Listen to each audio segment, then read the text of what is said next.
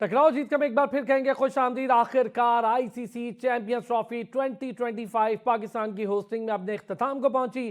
भारत इसका चैंपियन बना। 251 का टारगेट दिया न्यूजीलैंड ने, इंतहाई मायूस कुन टारगेट था और कहीं से एक्साइटेड नहीं लग रहा था। पहले इंडिया की जब बैटिंग हुई, ओपनर्स ने बैटिंग की, रोहित शर्मा ने ब्लास्ट किया तो लगा कि गेम बस खत्म हो गई है। 112-13 रन पर कुछ भी नहीं था और टीम तकरीबन अपने इख्तितामी मराइल पे थी। फिर न्यूजीलैंड ने इसको एक्साइटिंग बनाया, स्पिनर्स ने अपना काम किया और फिर देखते ही देखते 6 विकेटें ले ली और गेम 48-49वें ओवर तक चली गई। लेकिन ऑब्वियसली स्कोर 20 से 25 रन अगर हम कहें तो कमी थी, वो पहले ही नज़र आ रहे थे। और सुबह ही अब्बास भाई ने कह दिया था कि 270 और प्लस बहुत अच्छा स्कोर होगा, तो आज वही साबित हुआ। और ये अब्बास भाई की प्रिडिक्शन 100% बेहतरीन पूरे ही आईसीसी चैंपियंस ट्रॉफी और टूरिस्ट टूर्नामेंट में गई। मोहम्मद अब्बास भाई हमारे प्रोग्राम की शान, पाकिस्तान की पेस बॉल की जान, test cricketer, king of swing हमारे साथ मौजूद है। अब्बास भाई अस्सलाम वालेकुम। वालेकुम अस्सलाम। कैसे हैं सलाम भाई? मैं ठीक हूँ सर, आप कैसे हैं? अल्हम्दुलिल्लाह, ऑल गुड, थैंक यू। अच्छा फील कर रहा हूँ, वापस घर पहुंच गया हाँ, वो बल्कि बैक पे मैंने देख लिया आपका बैकग्राउंड। हूँ। अब्बास भाई बड़े ही ज़बरदस्त तरीके से अल्हम्दुलिल्लाह आपने हमने इस ट्रांसमिशन को बड़े शानदार तरीके से रन किया। एक बड़ी इंपॉर्टेंस रही इस ट्रांसमिशन की, वो ये कि हमने जो एनालिसिस किए वो टेक्निकल थे। हमने फैक्चुअल बेस पे बात की, लॉजिकल बेस पे बात की, गेम पर बात की, ओवरऑल सिनेरियो पर बात की और हमने सारी अपनी जो तवज्जो थी वो क्रिकेटिंग पॉइंट ऑफ व्यू से रखी।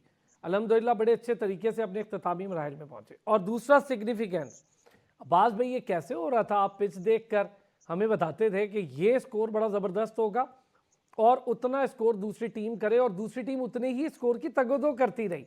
आज वही 20 रन जो आप कह रहे थे, 270 आपने कहा था और प्लस बहुत शानदार स्कोर होगा, वही आज मिसिंग थे।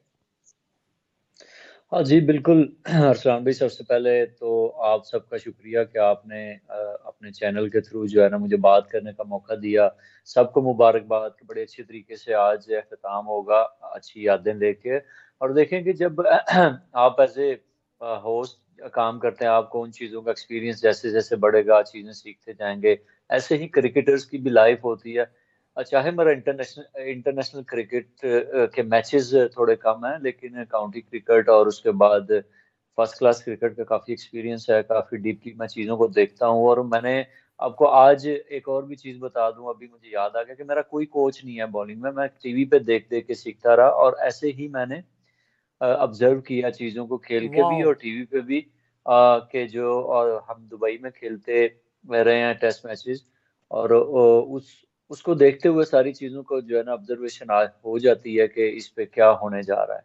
अब्बास भाई ये भी टैलेंट है कि आपने देखकर सीखा। और आज हम कहते हैं पाकिस्तान में, हम क्या पूरा पाकिस्तान और बाहर बैठी दुनिया जो क्रिकेटिंग एक्सपेक्टेटर्स हैं वो कहते हैं अब्बास जैसी स्विंग किसी और बॉलर में अब मौजूद नहीं है। और ये लास्ट एरा हम स्विंग का देख रहे हैं। अब्बास भाई स्विंग कैसे सीख ली? कुछ नेचुरल भी था, अब्बास इंशाल्लाह भाई लास्ट माने, नेचुरल टैलेंट भी है। नेचुरल, बिल्कुल नेचुरल, बिल्कुल अल्लाह की तरफ से देन होती है। उस पर अल्लाह का शुक्र अदा करता हूँ। जैसे कि अभी थोड़ा सा कुछ अरसा अगर कोई भी बंदा रेस्ट करता है और उसके बाद जब आता है तो उसको ज्यादा एक्स्ट्रा एफर्ट करनी पड़ती है। मैं 2 3 4 सेशन करता हूँ तो चीजें सीधी हो जाती हैं। और देखें, एरा इंशाल्लाह खत्म नहीं होगा। मेरी स्टेट बैंक टीम में भी बड़े अच्छे अच्छे फास्ट बॉलर्स हैं, यंगस्टर हैं। इमल खान है, इस्माइल वट्टू है, नियाज खान है। बड़े अच्छे फास्ट बॉलर्स हैं। दूसरे भी पूरे पाकिस्तान में देखे हैं, काफी अच्छा टैलेंट है। इंशाल्लाह उनको मैं पाकिस्तान क्रिकेट बोर्ड के साथ मिलके और खुद भी एज ए सीनियर उनको हम जो है ना तराशेंगे और हीरे बनाएंगे और दुनिया पे वो राज करेंगे। इंशाल्लाह पाकिस्तान बस में ये फास्ट आपकी बॉलिंग नहीं जो खत्म होगी। मोहब्बत है ना पाकिस्तान के लिए, अब्बास भी माशाल्लाह अल्लाह ताला ऐसे कायम दायम रखे। और आपकी जो ये ज़बरदस्त वेल है कि आप भी आगे बढ़ेंगे, खुद बढ़ते हैं, मुझे पता है, मैं तो खुद देखता हूँ ग्राउंड में जूनियर्स को आप खुद सिखा रहे बता रहे होते हैं, गलतियों पर उन्हें समझा रहे होते हैं, बड़ी ज़बरदस्त बात है। अब्बास भाई कैसा रहा आज का सेमीफाइनल? कैसे देखा? दोनों टीमें, स्टार्ट हुआ मैच और देखते ही देखते विकेटें गिरने का सिलसिला शुरू हो गया न्यूजीलैंड का। तो क्या एक्सपेक्ट कर रहे थे जब विकेट्स गिर रही थी? मुझे तो लग रहा था 220-30 भी नहीं करेंगे। हाँ, देखें, जल्दी उनकी न्यूजीलैंड की जो है ना जल्दी विकेटें गिर गई। और रोहित शर्मा को जो है ना क्रेडिट जाता है कि जैसे भी उसने फील किया कि फास्ट बॉलिंग इतनी इफेक्टिव नहीं है तो उसने स्पिनर्स को यूज किया और फिर उनके स्पिनर्स ने बहुत अच्छी बॉलिंग की, जो कि क्योंकि काफ़ी ज़्यादा उनकी प्रैक्टिस हो गई थी सेम पिच पे, सेम ग्राउंड में, सेम कंडीशंस में, तो वो बेहतर जानते थे कि इस पे क्या बेहतर रहेगा। और वही आपने देखा कि 10 से 40 ओवर तक सारे ओवर्स जो है ना वो स्पिनर्स ने किए, और उनको न्यूजीलैंड को एक पार स्कोर और जो है ना मैक्सिमम स्कोर करने का मौका नहीं दिया। तो उसके अब बाद में जब अगर 270 होता तो आपके ख्याल में जो आपका स्कोर था उसमें चेंज हो सकता था रिजल्ट? बिल्कुल, आप देखिए जब इंडिया ने बैटिंग स्टार्ट की, उनके रोहित शर्मा ने बिल्कुल अटैक किया और वो उसमें कामयाब भी रहे। ऑलमोस्ट 100 रन हो गए और कोई विकेट नहीं, और उसके बाद ऑलमोस्ट लास्ट ओवर तक गेम जाना। तो ये सिचुएशन को देखते हुए सभी बात कर रहे थे, मैंने भी यही बात की। और इसमें भी अगर 250 में भी अगर उनके 30-40 पे अगर 2-3 अच्छा आउट हो अब्बास भाई, जाते मैं एक इंडिया ब्रेक के। पे जाऊंगा। ये जो आप 250 कह रहे हैं यहीं से कंटिन्यू करेंगे। मैट हेनरी की कमी आज इस 250 में कितनी ज्यादा खली, एक ब्रेक के बाद इस पर भी बात करते हैं। ग्राउजीत हम एक बार फिर कहेंगे आपको खुश आमदीद। बात करेंगे, एक तो फाइनल हुआ बड़ा शानदार, और फाइनल के साथ ही आईसीसी चैंपियंस ट्रॉफी पाकिस्तान की होस्टिंग में अपने इख्तिताम को पहुंची। और जैसे ही इख्तिताम को पहुंची तो हमारी आंखें उस दीद को तरस गई कि हमारे अपने पाकिस्तान क्रिकेट बोर्ड के लोग, कोई बंदा फाइनल इख्तितामी सेरेमनी में कहीं पे खड़ा हमें दिखाई नहीं दिया। और क्यों नहीं दिखाई दिया? हालांकि जो इस सारे इवेंट के डायरेक्टर थे वो दुबई में ही मौजूद थे, लेकिन उसके बावजूद वो कहीं दिखाई नहीं दिए। ऐसा क्यों हुआ, क्या हुआ, कैसे हो गया? अरफा फिरोज जकी ने भी हमें ज्वाइन कर लिया है, बड़े शानदार स्पोर्ट्स जर्नलिस्ट हैं। और साथ ही साथ मोहम्मद अब्बास भाई हमारे साथ मौजूद है। अरफा, ये क्या चक्कर हो गया? सुमैर साहब वहाँ मौजूद थे, हमने दोनों बड़ा डायरेक्टर, वैसे तो खैर सुमैर साहब सारे ही टूर्नामेंट में थोड़ा कम ही दिखाई दिए, लेकिन वो डायरेक्टर होके वहाँ मौजूद थे इस टूर्नामेंट के। कोई बंदा नहीं था हमारे तरफ से, होस्टिंग, माइक, सब चीज़ों पे पाकिस्तान लिखा हुआ था। देखिए, ये तशवीशनाक बात तो वाकई है कि Pakistan as a hosting nation था, और जाहिर सी बात है, होस्ट जो कंट्री है उसका तो रिप्रेजेंटेटिव पहले जो है वो स्टेज पे होना चाहिए। बाकी तो सारे आपने खड़े कर दिए थे, लेकिन पाकिस्तान का कोई भी नहीं था। अब ये सवाल तो उठाया गया पीसीबी से, उनसे पूछा भी है। तो पीसीबी के मुताबिक चेयरमैन पीसीबी मोहसिन नकवी, उनका स्केड्यूल था कि उन्होंने प्रेजेंटेशन सेरेमनी में जाना था, लेकिन आखिरी वक्त में उनकी तबीयत जो है वो थोड़ी सी नासाज होगी। लेकिन एट द सेम टाइम जो टूर्नामेंट डायरेक्टर हैं सुमैर सैयद, वो दुबई में ही मौजूद थे, दुबई इंटरनेशनल स्टेडियम में ही मौजूद थे। अब ये सवाल ये बनता है कि आईसीसी को क्या नजर नहीं आया कि ये जो टूर्नामेंट डायरेक्टर हैं जिनका पाकिस्तान से ताल्लुक है, इनको ही आप प्रेजेंटेशन सेरेमनी में खड़ा कर दें। लेकिन देखें, यहाँ सबसे बड़ा जो सवाल है वो ये है कि पाकिस्तान की जो इज्जत है, जो पाकिस्तान क्रिकेट बोर्ड की इज्जत है, वो आईसीसी के सामने क्या है? आईसीसी की आप सारी कमेटीज देख लें, फाइनेंशियल देख लें, चेयरमैन से लेकर देख लें, जो मर्जी आप कमेटी देखेंगे उसमें कहीं ना कहीं आपको बीसीसीआई के ऑफिशियल जरूर नजर आएंगे, लेकिन पाकिस्तान की हार्डली वहां कोई भी नुमाइंदगी होती है। तो जब आपकी जो पाकिस्तान क्रिकेट बोर्ड की एक लॉबी है वो जब स्ट्रांग नहीं होगी आईसीसी में, और आईसीसी में सारी एक भारतीय इजारादारी होगी, तो फिर अरफा, वो मैं और आप भारतीय कितने अरसे से इस पे बात कर रहे हैं, अब कब होगी स्ट्रांग? अब कब होगी? कब से हम बात करें? पहले तो हमें ये प्रॉब्लम था ना अरफा के चेयरमैन नहीं थे, म्यूजिकल चेयर थी, अब तो चेयरमैन है। अब कब होगी स्ट्रांग? देखिए, ओवरनाइट हो नहीं सकती। आपको पहले तो अपने बोर्ड में तसलसल लाना पड़ेगा। जब आपके चेयरमैन ही हर 6 महीने बाद चेंज हो जाते हैं, तो फिर आईसीसी आपको किस तरह से, किस नजर से देखेगा? वो संजीदा नजर से कम आपको नहीं देखेगा, क्योंकि हर बार मीटिंग होती है, कोई नया चेहरा उनके सामने जो वो आ जाता है। कंसिस्टेंसी चाहिए आपके चेयरमैन को और उनकी टीम के साथ। अगर वो होगी तो फिर ही आप लॉबी कर पाओगे। जब आपके घर में ही कंसिस्टेंसी नहीं है, तो फिर आप बाहर जाकर किस तरह लॉबी कर पाओगे? बाहर वाले भी आपको सीरियस नहीं लेंगे। और ये एक तरह से एग्जांपल उन्होंने दिखा दिया कि इतना बड़ा टूर्नामेंट जिसकी होस्टिंग राइट्स भी पाकिस्तान के पास है, लेकिन प्रेजेंटेशन सेरेमनी में कोई भी पाकिस्तान की नुमाइंदगी वहां नहीं कर पाया, डिस्पाइट के वहां पाकिस्तान का बंदा था। तो इससे साफ पता चलता है कि पाकिस्तान की इज्जत इस टाइम आईसीसी की नजर में क्या है। बड़ी ही अजीब और डैमेजिंग बात होती है जब आप देखते हैं इस तरह की चीज़ें। इससे पहले एशिया कप में हमने देखा कि होस्ट होने के बावजूद हमारी किट्स पे पाकिस्तान नहीं लिखा जा रहा था।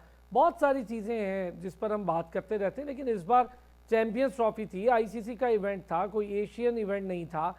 जब आईसीसी का इवेंट था और चैंपियंस ट्रॉफी थी, अवार्ड हुई थी, बजट मुख्तस हुआ था, Gaddafi stadium, national stadium Karachi, Rawalpindi stadium, matches हुए थे, दुबई का मैच हमारी सरपरस्ती में हुआ था, सारा कुछ हमने होस्ट किया था, तो हमारे लोग वहाँ होने चाहिए थे। और कोई होता ना होता, चेयरमैन साहब, सीईओ, कोई सलमान नसीर साहब ही चले जाते, कोई भी चला जाता, लेकिन कोई होना चाहिए था वहाँ पर, और ये हमारा राइट भी था इस चीज़ का। इस पर एटलीस्ट और कुछ नहीं तो पीसीबी को बात ज़रूर करनी चाहिए और ओपनली करनी चाहिए। कब तक छुप छुप के सोचते रहेंगे या ये कहते रहेंगे कि यार इनसे पूछ लें, उनसे पूछ लें? भाई उनसे क्या पूछना है, हमें आप लोगों ने बताना है, हमारे लिए तो आप हमारे रिप्रेजेंटेटिव्स हैं। चलें ज़रा वापस आते हैं गेम पर, इस पर भी बात करते हैं। अब्बास भाई, मैट हेनरी की कमी बड़ी ज़्यादा महसूस हुई।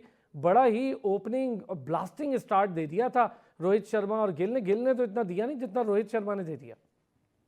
जी बिल्कुल अरसलान भाई, उसको पता था, उसने 50 ओवर्स कप्तानी की उस पिच के ऊपर, उस ग्राउंड के ऊपर, उसको आइडिया था कि पिच कैसी है और उसने अटैक किया और उसमें जो है ना वो कामयाब भी हुआ। और मैट हेनरी की बिल्कुल कमी जरूर जो है ना उनको फील हुई, क्योंकि बड़ा एक्सपीरियंस और काफी उसने आउट भी किए, बड़ी फॉर्म में था, तो उसकी कमी बिल्कुल उन्होंने फील की।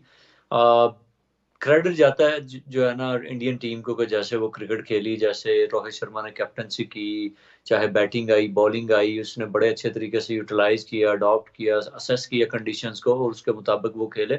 न्यूजीलैंड टीम अगर जैसे कि सुबह बात हुई थी कि 20-30 रन ज्यादा होती, देखेंगे आपने, अगर इंडिया की टीम 100 रन पे पहला अराउंड उस पे के जो है ना पहली विकेट गिरी और उसके बाद फिर वो अंडर प्रेशर आए थोड़े से और मैच चला गया ऑलमोस्ट लास्ट ओवर में, तो अगर 20-30 रन ज्यादा होते तो फिर जो है ना न्यूजीलैंड फेवरेट टीम होती इस कंडीशंस में। अच्छा अरफा, बड़े मजे की सिचुएशन हमारी पूरी ट्रांसमिशन में अब्बास भाई प्रिडिक्ट करते रहे स्कोर, और टीम्स उस स्कोर के लिए लड़ती रही। अगर उस स्कोर पे नहीं पहुंची तो हमने देखा कि वही 20-30 रन की कमी की वजह से हारी। आज भी अब्बास भाई ने 270 फाइटिंग टोटल कहा था और 270 प्लस कहा था कि ये विनिंग के लिए बड़ा अच्छा होगा। आज न्यूजीलैंड, अब अगर मैं अरफा बड़ा क्लैरिटी से पूछूं, वाकई में चौकर्स हैं न्यूजीलैंड आपकी नज़र में? देखिए, न्यूजीलैंड का और जो बाकी कुछ इंग्लैंड होगी, साउथ अफ्रीका हो गई, ये जो टीमें हैं, मुझे थोड़ा सी इनके बारे में ना थोड़ी अनपॉपुलर किस्म की ओपिनियन है।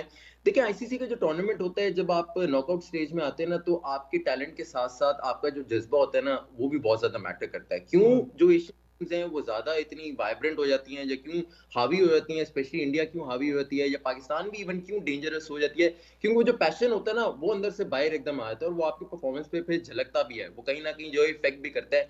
न्यूजीलैंड, इंग्लैंड, जो इस तरह की साउथ अफ्रीका, ये वो जो पैशन होता है ना, ये उनका एब्सेंस होती है, ये वहां नजर नहीं आता है। इनके खिलाड़ियों के बॉडी लैंग्वेज में वो जोश और जज्बा होता है, वो कहीं ना कहीं मिसिंग होता है। अब आप न्यूजीलैंड की देख लें, क्रिकेट उनकी पहली जो है वो गेम नहीं है। साउथ अफ्रीका की भी क्रिकेट जो है वो पहली गेम नहीं है। शायद वजह हो सकती है कि पाकिस्तान, इंडिया, यहाँ सिर्फ क्रिकेट ही इसी को देखा जाता है, हम लोग वन स्पोर्ट नेशन है, तो कहीं ना कहीं वो जाकर फिर जो हमारे खिलाड़ी हैं उन पर भी इफेक्ट करता है। वो पैशन जो है वो एक उभर के सामने आ जाता है और फिर आपको पॉजिटिव रिजल्ट भी देता है। तो I think this is the reason कि न्यूजीलैंड या साउथ अफ्रीका ये चोक एंड में जाकर जो है इसी वजह से कर देते हैं। बहुत ज्यादा अनलकी टीम रही है। आप 2015 वर्ल्ड कप देख लें, 2019 वर्ल्ड कप देख लें, बीच में आप T20 वर्ल्ड कप देख लें, सेमीफाइनल फाइनल तो एक खेल ही खेले हैं, लेकिन वो नहीं कर पाए और फिनिश नहीं कर पाए। मुझे लगता है कि वो जो जज्बा होता है ना, वो दूसरी टीम जो एशियन टीम होती है या दूसरी टीम वो कहीं ना कहीं जो है वो ले जाती है। अब्बास भाई, ये जो वर्ड होता है ना, मैं तो बचपन से सुन रहा हूँ, आप भी सुन रहे हैं, अरफा भी सुन रहा है, चोकर्स। अच्छा, मुझे लगता था यार अब इनको 2 दफ़ा फाइनल खेलने का मौका भी मिल रहा है, मतलब वर्ल्ड कप का भी फाइनल खेलने का मौका मिला, ओडीआई का नहीं जीत पाए, आईसीसी चैंपियंस ट्रॉफी भी इन्होंने 25 साल पहले जीती, अब मौका मिल रहा था कि फाइनल खेल रहे थे, जीत जाते, लेकिन वहीं शेक कर गई टीम। ये बड़ी इंपॉर्टेंट बात होती है कि आप फाइनल और सेमीफाइनल खेलने का तजर्बा भी रखें और अपने नर्व्स को बड़ा कंट्रोल। शेक कर गई वही टीम थी, सिर्फ एक मैट हेनरी नहीं था, लेकिन स्पिन ने इंडिया को मुश्किल जरूर डाल दी थी। हाँ जी बिल्कुल, देखें कि एंड टाइम पे आके थोड़ा सा नुकसान तो उनको हुआ मैट हेनरी की शक्ल में, और जो टोटल होना चाहिए था वो उस टोटल को कर नहीं सके। और जो दूसरी टीम थी इंडिया, बिल्कुल उनको क्रेडिट जाता है कि उन्होंने बड़ी अच्छी क्रिकेट खेली, कप्तानी अच्छी की, कंडीशंस को असेस किया, और उसके बाद जो हम पूरा टूर्नामेंट बात करते रहे और पूरी दुनिया बात कर रही है कि they are the favourite because of they are playing all the cricket on same condition, same pitch, same ground. तो ये चीजें काफी अफेक्ट करती हैं। वैसे ओवरऑल देखा जाए तो न्यूजीलैंड ने बहुत इंप्रूव किया क्रिकेट, अब वो कंप्लीट टीम नजर आती है। तो 2 चीजों का फर्क था, एक मैट हेनरी का, दूसरा जो है ना 3 चीजों का, दूसरा उन्होंने इंडिया ने क्रिकेट बेहतर खेली अब्बास भाई, दुबई एडवांटेज पर भी बात करें। दुबई एडवांटेज बहुत था इंडिया को। बिल्कुल, मैं वही बात कर रहा हूँ ना कि सारी क्रिकेट वो उधर ही खेले। आपने जो है ना, आपने तो इवन माइल्स भी उनके मैयर कर लिए कि 7,000 किलोमीटर न्यूजीलैंड टीम ने cover किया। वो दुबई में खेले, वो लाहौर में खेले, वो रावलपिंडी में खेले, वो कराची में खेले। तो ट्रैवलिंग की बड़ी फटीक होती है। मे बी उसी फटीक की वजह से मैट हेनरी अनफिट हुए, जिन्होंने पूरे टूर्नामेंट में बहुत अच्छी बॉलिंग की और उन्होंने ऑलमोस्ट 10 आउट किए हुए थे। और मेन जो है ना, उनकी रीढ़ की हड्डी थी फास्ट बॉलिंग में, जो कि आप देखेंगे दुबई की कंडीशन में फास्ट बॉलर्स ने बहुत कम ओवर्स किए हैं और उन नए बॉल के साथ आउट करके दिए। और उसके बाद न्यूजीलैंड टीम ने के स्पिनर्स ने जो है ना दूसरे पावर प्ले में दूसरी टीमों के ऊपर प्रेशर डाला। मेरा ख्याल है कि आज अगर 250 पे भी मैट हेनरी होते तो मे भी उस तरह से खुल के रोहित शर्मा को ना खेलने देते। तो बिल्कुल उसका जो है ना उनको नुकसान हुआ है। और दूसरा जो है ना, इंडिया फेवरेट इस वजह से थी कि वो सारे मैचेस सेम ग्राउंड पे खेल रही थी। अग्रीड। अच्छा अरफा, आज हमने देखा बड़ी हैरतन, मुझे मतलब एक्सपेक्टेड नहीं था। हम देख रहे हैं बीच में बाबर आजम, कॉटन बोल्ड बहुत हो रहे हैं। आज केन विलियमसन ने वही कोई इतनी खतरनाक बॉल नहीं थी, लेकिन शायद प्रेशर था, फाइनल था, क्या था, आई डोंट अंडरस्टैंड। फिर क्रॉस बैट स्वीप मारने की कोशिश में लेथम और बहुत सारे प्लेयर्स अपनी विकटें ऐसे गवा बैठे।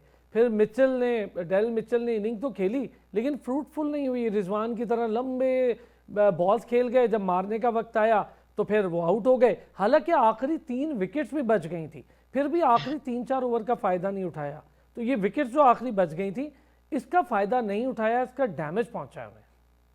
देखिए, न्यूजीलैंड की जो टीम है वो है तो सेना टीम ही, लेकिन स्पिनर्स को वो बहुत अच्छा खेलते हैं। अगर आप उनके रिसेंट पास में टेस्ट सीरीज देखें, चाहे श्रीलंका या इंडिया में देखें, उनकी परफॉर्मेंस स्पिनर्स के आगे बहुत अच्छी थी।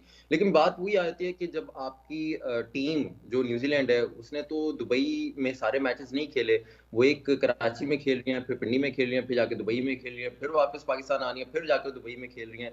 दूसरी तरफ अगर आप इंडिया को देखें तो उन्होंने प्रैक्टिस भी दुबई में करनी है, उन्होंने होटल भी दुबई में करना है, उन्होंने घूमना फिरना भी दुबई में ही है, दुबई में ही उन्होंने सारे मैचेस खेलने हैं। यानी कि टूर्नामेंट शुरू होने से पहले इंडिया एक वाहिद टीम थी जिसको पता था कि हमने सेमीफाइनल और फाइनल और अपने ग्रुप स्टेजेस के मैचेस साथ खेलने हैं। बाकी दूसरी टीम में किसी को भी, not even the host Pakistan को भी नहीं पता था कि उसने जो है वो फाइनल किधर खेलना है, अगर उसने फाइनल में क्वालिफाई कर लिया।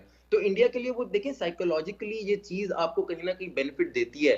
स्पिनर्स को बहुत अच्छा इस्तेमाल किया है इंडिया ने अपने स्क्वाड को बहुत अच्छा चूज किया है। उनके पास हर तरह के स्पेशलिस्ट स्पिनर्स थे। उनका जो फोकस था वो अपने अटैकिंग उन्होंने स्पिनर्स के जरिए की है। पेसर्स तो उन्होंने, हार्दिक पांड्या कभी उनके न्यू बॉल से बॉलिंग नहीं कराते, लेकिन आज हमने देखा कि वो शामी के साथ अटैक करने आए।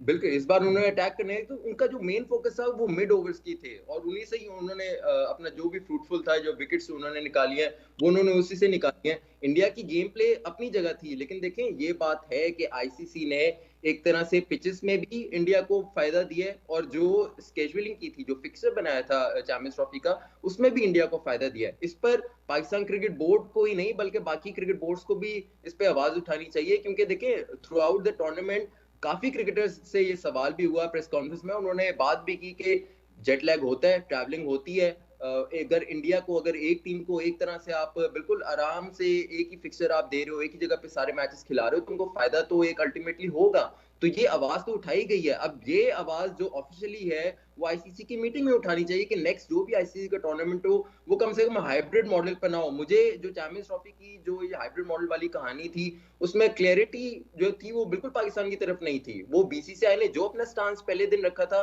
उसी स्टांस पे उन्होंने अपना चैंपियंस ट्रॉफी का मामला खत्म किया। तो अल्टीमेटली जो जीत है पॉलिटिकली या जो भी बैकडोर आप कह लें, वो बीसीसीआई की हुई है इसमें।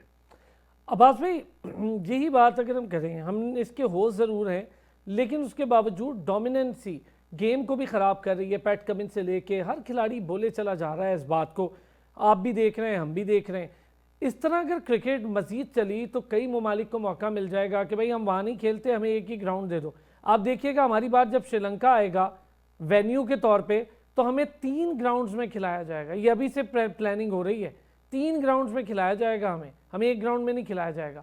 फिर हम क्या करेंगे? फिर हम ये भी नहीं कह सकेंगे कि हम तो श्रीलंका में ही थे और उन्हें तो एक ग्राउंड मिला, ग्राउंड भी अलग नहीं मिला, 3 ग्राउंड हमें मिलेंगे।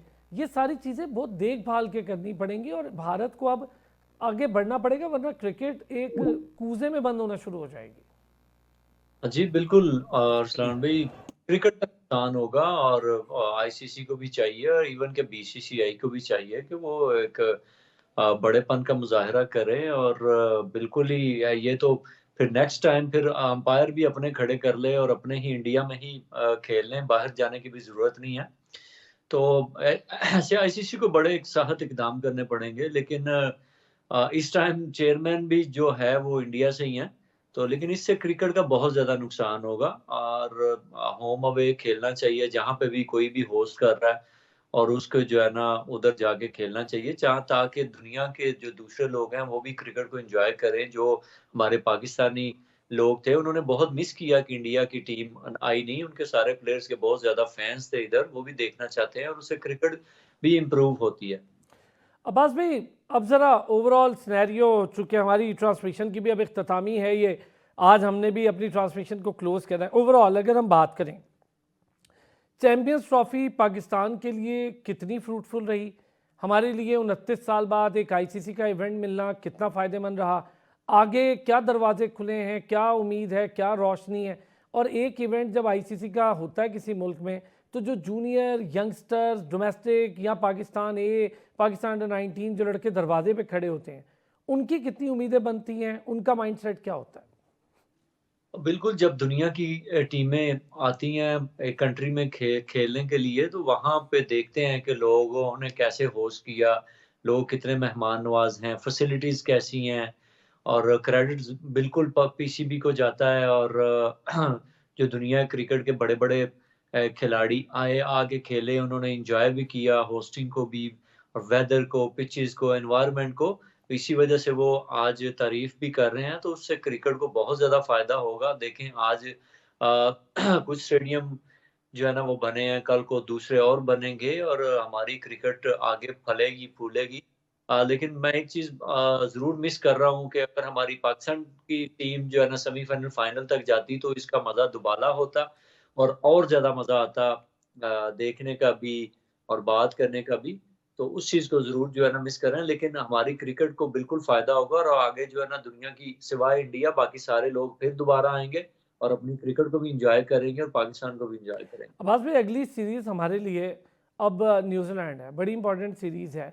जो लड़के इस वक्त चैंपियंस ट्रॉफी नहीं खेल पाए, उन लड़कों के लिए कैसा मौका है ये कि न्यूजीलैंड जाएं, खुद को प्रूव करें और जम के खेलें? बिल्कुल, जिन्होंने डोमेस्टिक में परफ़ॉर्मेंस की हुई है, बिल्कुल उनको मौका मिला है और मेरी बेस्ट विशेज़ उनके साथ हैं और होपफुली कि वो उधर जाके अपना स्किल्स शो करेंगे और पाकिस्तान को ये सीरीज़ जितवाएँगे और आगे पाकिस्तान के लिए लंबा सर्व कर सकें। लेकिन ये है कि किसी भी प्लेयर को जो है ना एक सीरीज़ नहीं मिलनी चाहिए, उनको 2, 3, 4 सीरीज़ दें और उनको बैक करें और वही चेहरे बार-बार खेलेंगे। जो जूनियर्स होंगे उनको एनवायरनमेंट मिलेगा, उनको एप्रिशिएट किया जाएगा, तो वो फिर अपनी क्रिकेट को इम्प्रूव करेंगे और पाकिस्तान को बिल्कुल वो जितवाएँगे होपफुली। अब्बास भाई, ऐसी चीज़ जो आप समझते हैं कि यंगस्टर्स को कहना चाहें, सुनने वालों को, फैंस को अपने कहना चाहें, सोशल मीडिया रिलेटेड कोई ऐसी चीज़ जो बतौर क्रिकेटर आप बहुत फील करते हो कि क्रिकेटर्स के लिए वो बड़ी दुखी बात भी हो जाती है, क्रिकेटर्स उससे परेशान भी हो जाते हैं, तो सुनने वाले, देखने वाले उन चीज़ों का भी ख्याल रखें, फैंस भी उन चीज़ों का ख्याल रखें बतौर क्रिकेटर, बतौर इंटरनेशनल क्रिकेटर। ज़रा ये चीज़ ऐसी है जो कम लोग इस पर शायद डिस्कशन करते हैं। देखिए अरसलान भाई, टू बी ऑनेस्ट, जब हम कभी देखते हैं सोशल मीडिया तो हमारे लोग काफ़ी ज़्यादा जो है ना नेगेटिव बातें करते हैं। थोड़ा-सा सब्र करना चाहिए और प्लेयरों की जगह पे भी आके सोचना चाहिए कि यार अगर हम उनकी जगह हों तो हमें अगर कोई बात ऐसी करे तो हमें बुरी तो नहीं लगेगी। तो फिर वो अल्फ़ाज़ लिखें, फिर वो बात करें, तो आई थिंक कि हम बेहतर वर्ड्स यूज़ करेंगे। और किसी को पर्सनल नहीं हो जाना चाहिए, बिलो द बेल्ट नहीं हो जाना चाहिए, उनकी फैमिली तक नहीं जाना चाहिए। पॉज़िटिव रहे, बैक करे, किसी का भी दिल नहीं करता बुरा करने का, हर बंदे का यही दिल करता है कि हम अच्छा करें, अच्छा खेलें, अपना नाम जो है ना वो रोशन करें और अपने कंट्री का। दूसरा जूनियर्स को यही है कि भई प्लीज़ जो डोमेस्टिक क्रिकेट है उनको जो है ना वो खेलें, उनको इज़्ज़त दें, उसकी रिस्पेक्ट करें, उसी से जो है ना क्रिकेट आपकी ज़बरदस्त। डोमेस्टिक बढ़ेगी। क्रिकेट को ओल्ड रिस्पेक्ट दें, उसी से सीखेंगे, उसी से आगे बढ़ें और सीनियर्स को इज़्ज़त दें, उनकी बात सुनें।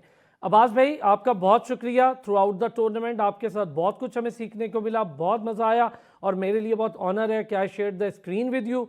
और सच टेलीविज़न की जानिब से भी, सबकी जानिब से आपके लिए बहुत ज़बरदस्त वेल विशेज़ हैं और उसके साथ साथ आपके लिए बहुत शुक्रिया है। बहुत अच्छी टूर्नामेंट और हमारी टीम, कैमरामैन, ऑडियो इंजीनियर्स, हमारे प्रोड्यूसर्स, हमारे तमाम लोग जो पीछे काम कर रहे हैं, जो सीजी ऑपरेटर्स हैं, तमाम लोग जिनका मैं भूल भी जाऊं तो माजरत, और हमारी टॉप मैनेजमेंट, हमारे प्रोग्रामिंग हेड, सबका बहुत शुक्रिया अदा करूंगा। इतनी शानदार ट्रांसमिशन आप तक पहुंचाई और नाज़रीन आपका भी शुक्रिया। और फिर अब आपसे मुलाकात होगी प्ले फील्ड में इंशाल्लाह से बड़े शानदार तरीके से। हमें दीजिए टकराव जीत का से इजाज़त। पाकिस्तान जिंदाबाद।